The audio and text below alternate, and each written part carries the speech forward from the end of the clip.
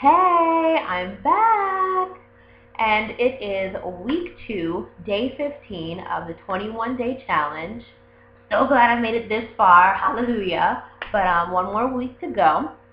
And here's what I've learned. One of the main things that has really stuck with me and made itself evident to me is the need for flexibility. Whenever you're trying to change habits, you have to give yourself a little wiggle room. You're not always going to get it right the first time around, and there were a few things on my list that I needed to adjust here and there so that I could actually get things done. For example, anyone who knows me well knows that I have a habit of making lots and lots of really long to-do lists.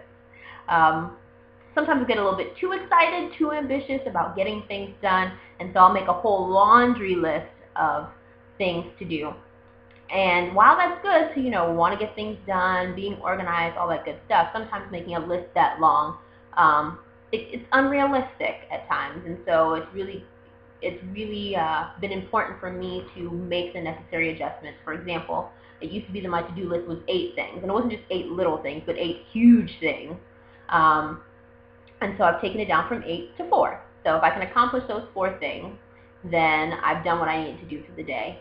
And just making sure that I'm designating a certain amount of time for each thing to be completed and done well. So that's been working out for me. Can't complain.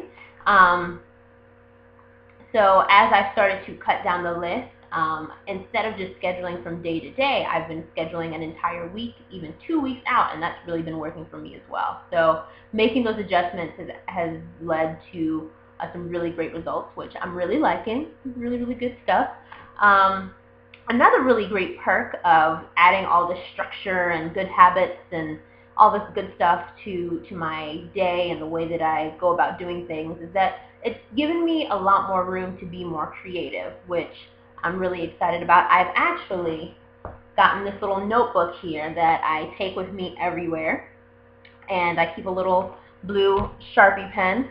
I'm really big on office supplies too. Anyone who knows me knows that too. But so Sharpie pen, notebook, full of all of my ideas, and I read somewhere a study was done that the color blue really helps with creativity. Red helps you to remember, blue helps you to be creative. So just a little tidbit there. But I've written down some really, really great ideas, things to come back to. I may not act on them right away, but I know that all of my ideas are all in the same place. And having those habits and giving myself structure has made those creative juices flow a little bit more freely. So that's been a really nice perk. One of the offshoots, I guess, of this creative flow, something really great that's come out of it is I've had the opportunity to partner with a really great organization that I worked with before. I actually mentioned it in a previous video, and if you're watching this on YouTube, I'll be sure to put the link to that video in the comments box. But this blog has been all about using my experiences, good, bad, in between, things that I've learned along the way, things that I've learned from other people, to help people along in their journey to figure out what the heck am I doing with my life right now, especially Generation Y, the 18 to 30 bracket, and even beyond. It doesn't matter if you're in a place where you're not quite sure of where you're going, what you're doing, and if it means anything. I've made it my personal goal to help you along that journey. It's the least I can do, right?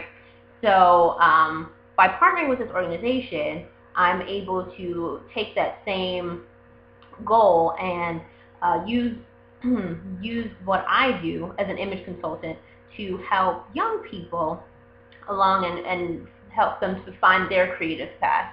And so that's been really, really cool. And actually, the lady that I mentioned in that video before, the one who took what she hated to see and loved to do and put it together, she's actually, small world, she's actually still with the organization and is going to be a really integral, play a really integral role in making this whole project, working with these young people and bringing out their creativity.